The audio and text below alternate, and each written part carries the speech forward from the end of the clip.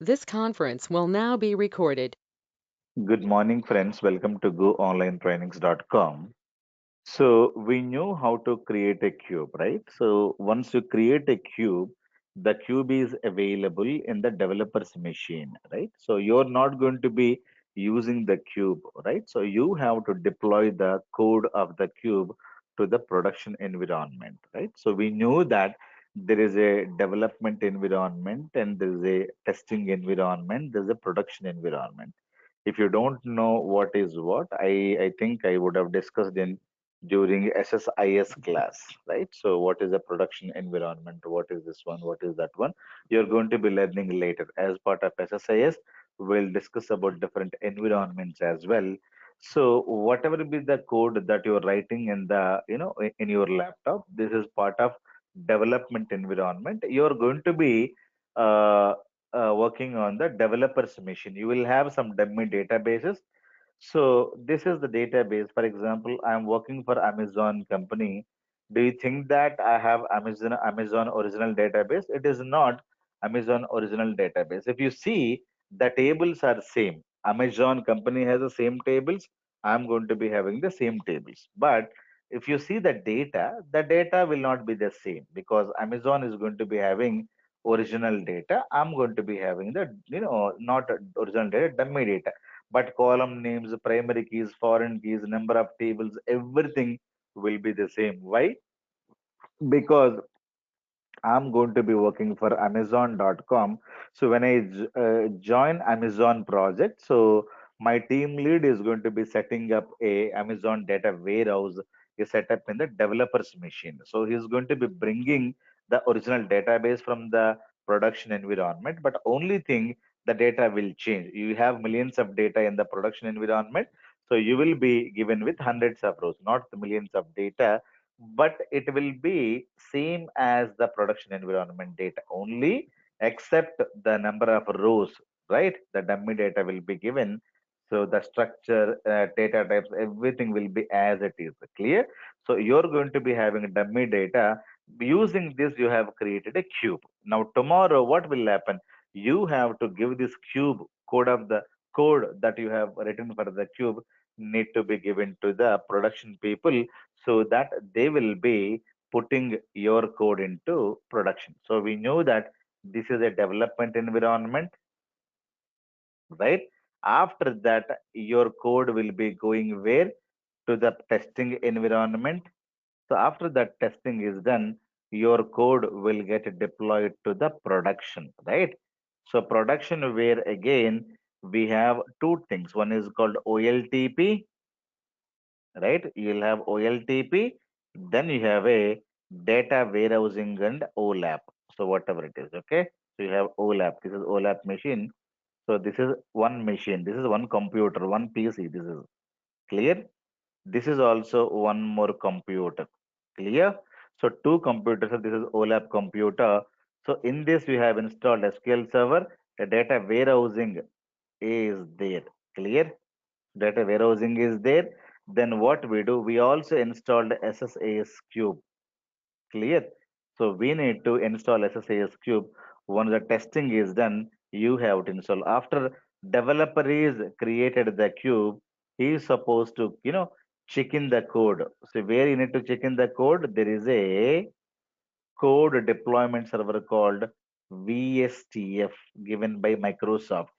Visual Studio Team Foundation server, all the code, whether it is SSIS code, SSRS code, Java code, .NET code, this code, that code, all the code developers have to push into this. So this code will be taken by the testers. They're going to be testing whether code is working as per the specification given by the customer or not, right? If it is working, it is fine. Otherwise, they create a lot of bugs, then developers will need to fix the bugs. Once that is done, so this is a code that is with zero bugs. The same code will be taken and you're going to be putting into which machine? So it is going to be OLAP machine or the data warehousing machine. We have two machines, clear? So this is, think about Amazon.com. So all the end users are connected. For example, I am the end user. I wanted to buy a Amazon product. So I am connected to OLTP machine, not the OLAP. Clear? All end users are connected to Amazon Productions OLTP. So that is where original data will be there. So this is Amazon Development Department. Developers are going to be using this. Amazon Testing Department. So testers are there. Amazon Production, where a DBA team is going to be working. Clear? So these people will know what is the size of the data in OLTP, and these people will be maintaining OLAP servers, OLTP server. This is one computer, and this is one more computer where you have SQL Server installed, data warehousing is created, SSAS is installed, and we have to deploy the cube. We have to deploy the cube because the cube is not available here. Cube is not available, but they have a data warehouse. So we recently created a cube. So where is the cube available? From the developer machine, the cube has been deployed to TFS, and the testing is also done. From the TFS machine, the cube code will be taken and it is installed into which machine? There is one more machine called a data warehousing and OLAP machine. In that machine, the cube needs to be installed. Clear? So all the end users are connected to what? OLTP machines of production environment. For example, you're buying a mobile phone or you're buying any product, means you are connected to the OLTP only. You're not connected to data warehousing or OLAP, but every environment will have OLTP and OLAP. Even developer environment will have all these things, even testing department. But original data of the company will be available in the production. If you go to ICICI Bank or Citibank, so Citibank will have a Citibank development machines, Citibank testing machines, Citibank production servers. So where the DBA team is going to be working 24 by 7, these people are there to check whether all servers are running properly or not. They will be taking backups and they'll be thinking about hacking and everything, proper security and everything. These people are going to be handling there. So these guys are not going to write the code. They know how to install the software. They don't know how to write the code. They don't know what is a cube. They don't know what is a stored procedure. They don't know what is a function. But if you give the function, they can install it. If you give a query, they know how to install it. If you give a stored proc, they know how to run it. If you give a cube, they should know how to deploy it. So if they don't know how to deploy, you should also give code, plus you should also give a deployment guide. Clear? So whenever you release the code for the deployment purpose, you need to give deployment guide. This is a Word document or text document. For example, if you're buying a mobile phone or a TV, so you are going to be getting a user manual, right? So in the user manual, they'll be telling how to install or how to assemble a phone or how to assemble a TV. So that will be given along with the product when you purchase, right? Like that, whenever you give the code SSIS or SSRS or SSAS, you have to give not only the code, but also you supposed to give deployment guide. So how to deploy this cube? So testing team not aware, and the DBA team also does not know how to do this. Clear? So first you have to generate the code. So that is what, and we are going to be deploying this code to where? To a TFS. From TFS, the code will go to where? Production environment OLAP server. Clear? Let me, tell you step by step process. I go here. Now, need for the cube deployment. Now, what is the code we're going to be generating and how can we process the cube as well? So, what is the cube size if you wanted to know? So, I told you if you wanted to know the cube size, this is also one more interview question.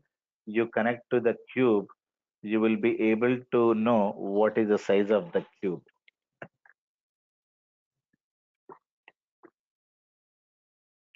You go there, you right click on this, you go to properties. So estimated size, my cube size is 0.84 MB. So this is my cube size. What is the size of your data warehouse? If you wanted to know, you can simply go right click on your database and you go to properties. Now the size is 8.5 MB. Clear? So people may ask you what is the size in the production environment. Can you go to directly production environment and right click on it? No, you don't get access to the production environment as a developer. People would ask you, have you any time worked on the production? You say them that no, we don't have access. Production environment is available in America. I'm working in India, so I don't have an access. Even though you're in India, you can get access, but normally we don't get access to the testing environment or to the production environment because we may steal that data. So that is the problem. The companies are not going to give you the access to the environment. Clear? So only the DBA team, so they can access the data. DBA team can tell you what is the size of the production data warehousing, production OLTP size, and the production cube size. Am I clear? So remember that point. Now I wanted to deploy. To deploy, I have to get I have to generate a cube. So generate XML a cube script and upload this into VSTF. So I go here. So now I have deployed, right? Where is the cube available? Cube is available here. So in my laptop. So what I do, I have to generate script. Right click on this. Now there is a script database as create to. Clear? So I wanted to generate a cube script. So we have created a cube with the help of this software, right? SSDT. The cube is ready and it is got deployed to our server, so in the development server. So what we are going to be doing, we are going to go here, go to this cube database, right click on this script database as a create to new query editor window. So this is what is called cube script that you need to get it. Clear? So this is XMLA file. Clear? What is the cube name? Everything you will be able to see it here. So this is XMLA file.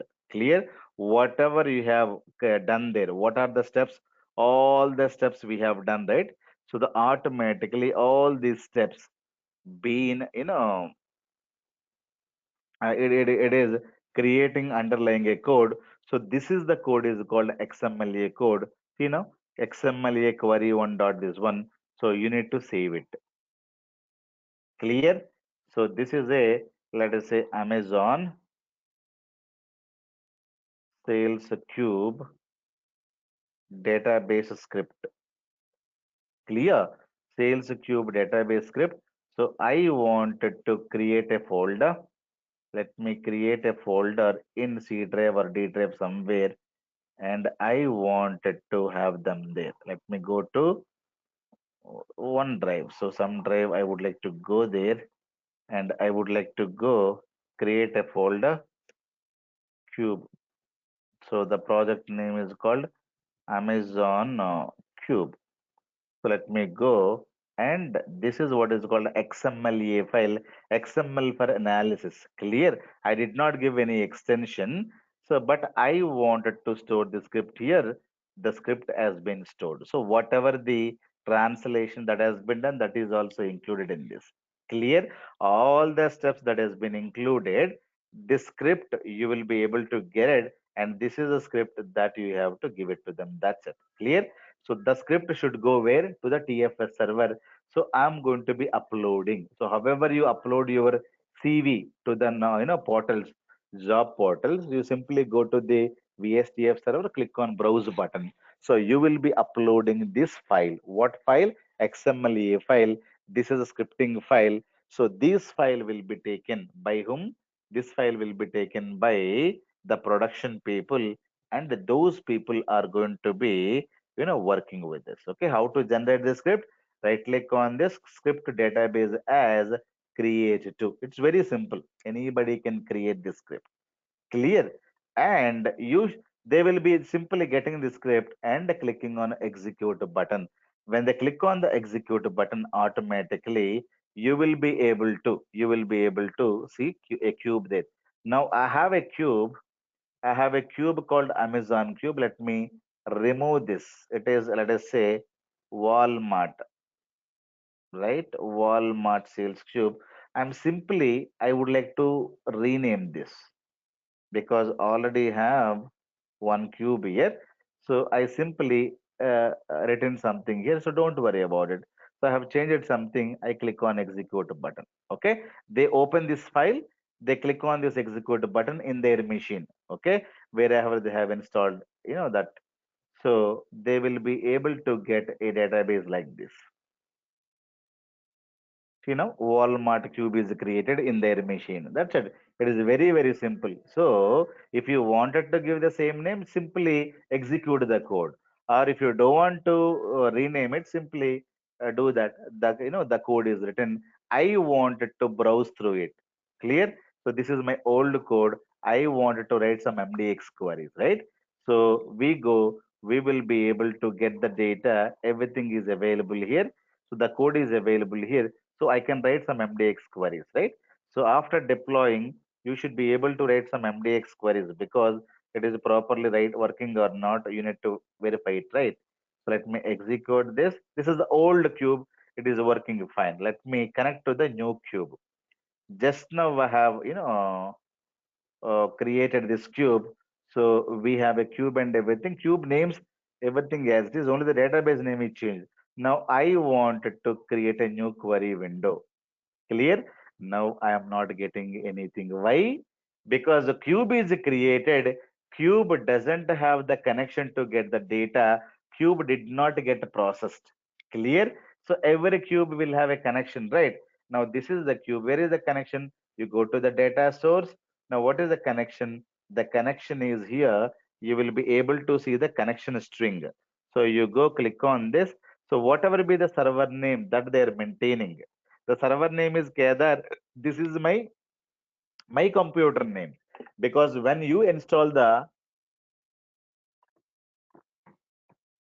cube, you have to give that data warehousing server name. It may be the server name is called Amazon. So DW say SQL 9719. So this is their server IP address or server name. Clear? So you have to give the IP address of that machine. IP address means 192.0.12.33. So this is the IP address of the OLAP server or the data warehousing server. Your cube needs to be pointing to. Clear? So that is the server name you need to give. So in that machine, whatever be the database name, you need to give. So after deploying the cube, what all you need to do, you will not be able to get the data because your cube means you are giving simply XMLA file. XMLA file is going to be creating a blank cube database.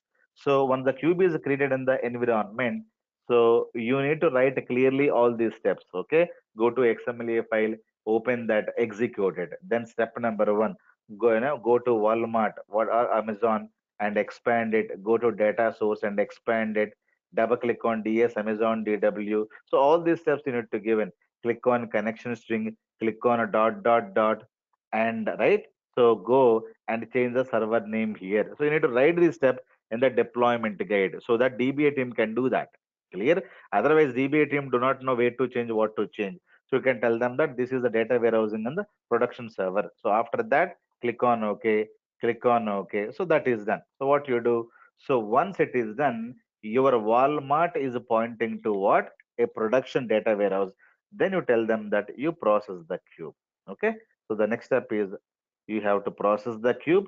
Now we have a process full, process default, process clear. Process full means it is going to be doing complete full from starting to end. Process clear means all the data will be deleted from the cube database. It is truncated table name. All the data will be deleted from the table, right? So if you want to truncate or delete, so process clear means all the data will get deleted.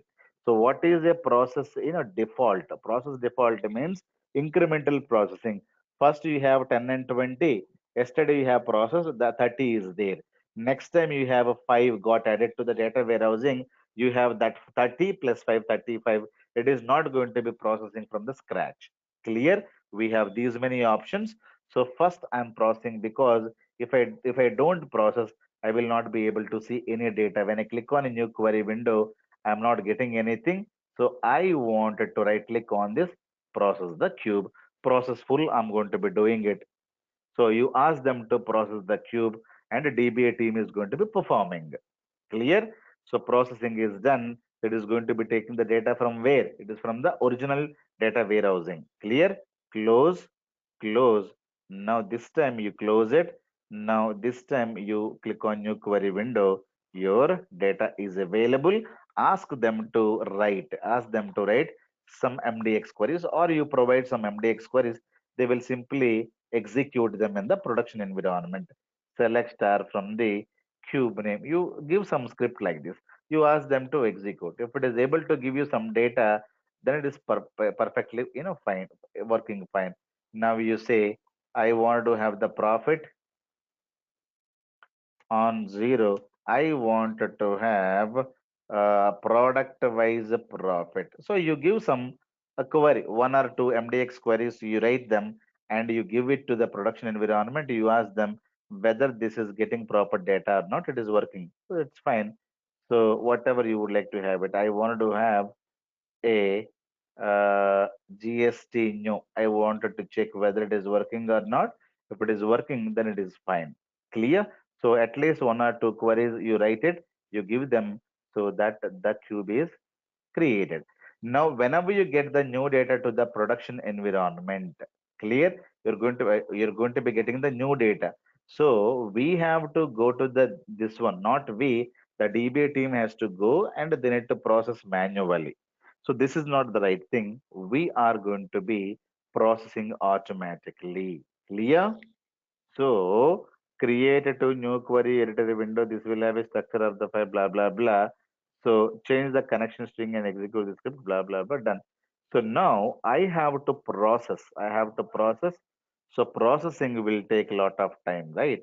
Because the processing, I should not do it manually. I have to automate it. And every time we cannot process because each time it may take 3 hours, 4 hours, 5 hours to process because so much of a data the company has in the original production environment. So how can we automate it? So automation can be done in SQL Server, not in the SSAS.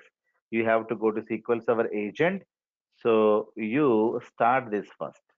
Clear? In the production, it will be on forever since it is my developer's machine. It is my learning training machine. It is not yet started. But in the real time, you can go to SQL Server, production SQL Server. You will go to the data warehousing. Data warehousing is also on SQL Server, right? You go to data warehousing machine where SSAS is installed, SQL Server is installed, and you go to SQL Server agent of data warehousing.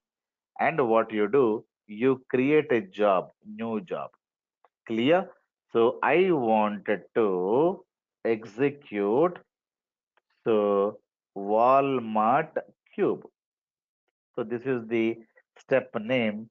So you simply go click on a new one. So you wanted to execute a cube or you wanted to process the cube. So if you wanted to process the cube means you have to get the process code. Okay, process step. It is a process code, you need to have it. So if you don't know what to write, simply step number one. So here we are going to be processing the cube. You can give anything. So you go, you will be able to see analysis services command or analysis services query. I wanted to go for a command. I wanted to write. So go to my machine. I wanted to have a, if you wanted to process, you need to write some command here. What command I will get it? Let me go here. So I wanted to process this cube. Let me click on the process. So if I click on OK, I will be able to see the process. But before that, I click on the script. I click on the script. So close this. So this is a script I have to give. So you save the script. This is what is called, Amazon sales process script. Okay. So the second script is also XML script. This is a script to process it. I have two scripts now. Okay. If you go to C drive, so if you go to C drive, Amazon Cube, I have given you a process script. I have given you DB script. Now I go. Now that script I copied. You open the file and copy and paste it here. I did not copy as it. So let me go and copy this. Okay. So I go, I should be able to copy this and close the script. Or you have all the script file there. You can just open that, copy the script, and you should be able to paste it here. Okay, so this is a script which is going to be used. So you must use SQL Server Analysis Services command. Clear? So this is a script in which server it is, the server of the production data warehousing server. Click on OK.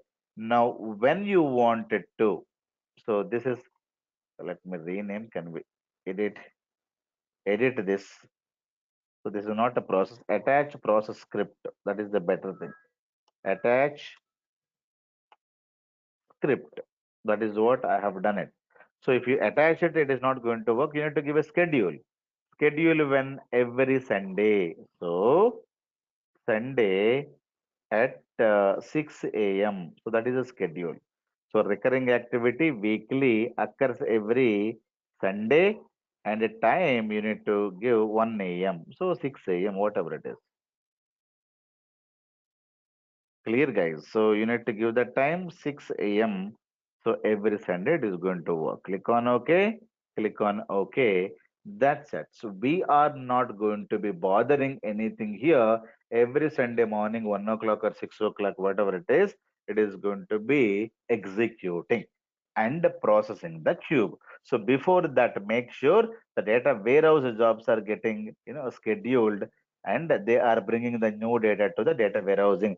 Probably Sunday morning we have the data warehousing data is going to come, and Sunday midnight or early morning Monday we are going to be scheduling the cube, so that Monday 8 o'clock when the officer comes, management comes to the office, the cube is processed, the cube is ready. If they get any kind of an issues anywhere, so immediately the database administration team has to respond. If they're not able to do anything, they will call you. Say, developer, so this is the cube being deployed yesterday.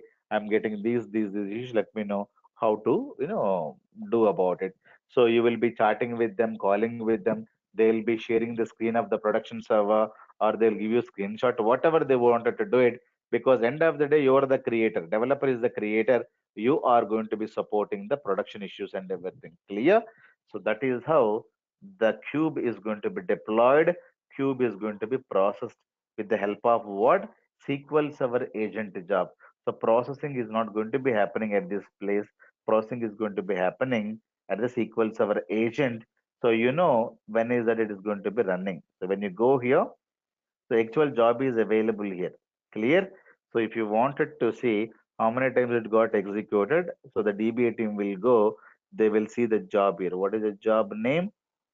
The job name, I think it did not come because it did not execute, right? If you wanted to execute manually, job also can be executed manually. So Walmart, which is a cube. So this is the one, right? So you can also execute.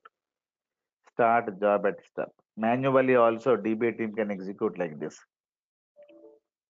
Something is happened. What is that? Hmm, something is happened.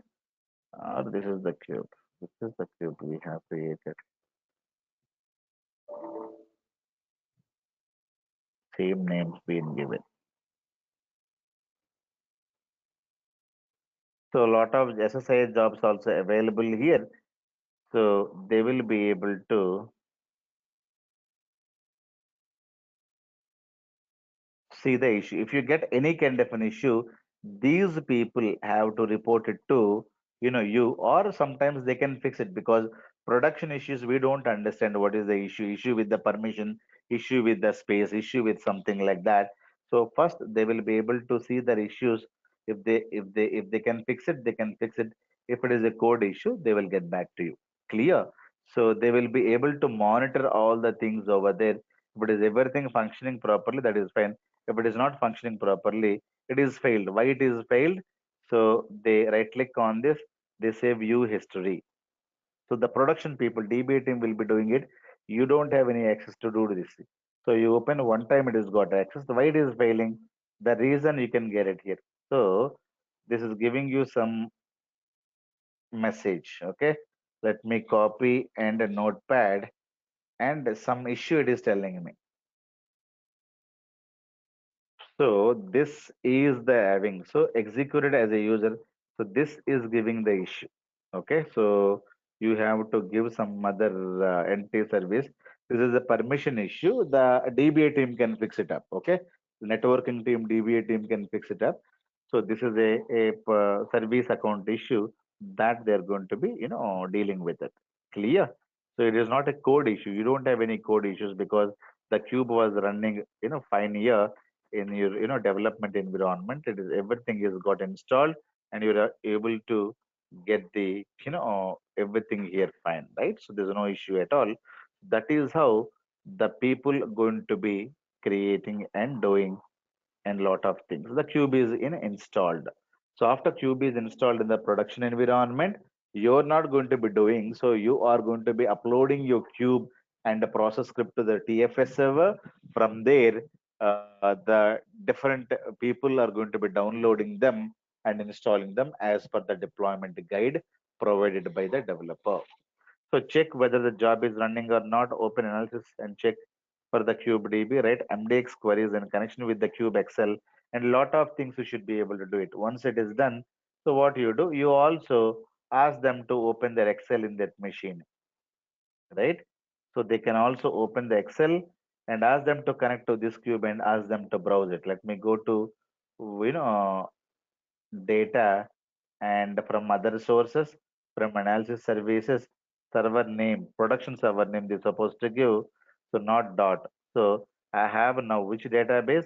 I have to use Walmart Cube database, ask them to work on this.